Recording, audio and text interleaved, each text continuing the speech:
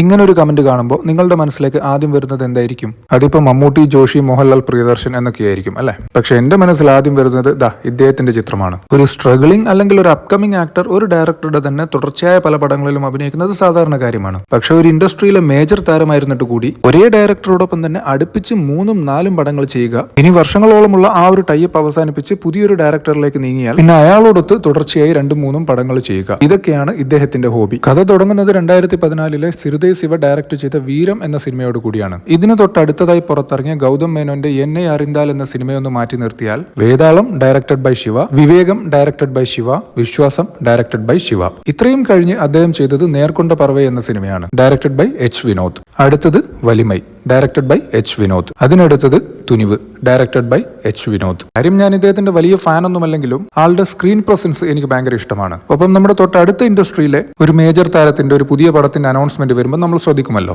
എന്നാൽ ഇദ്ദേഹത്തിന്റെ പടങ്ങളുടെ അനൗൺസ്മെന്റ് വരുമ്പോൾ ഈ ഒരേ സംവിധായകന്റെ പേര് തന്നെ റിപ്പീറ്റീവായി കേൾക്കുന്നത് ഭയങ്കര മടുപ്പുളവാക്കുന്ന ഒരു കാര്യമാണ്.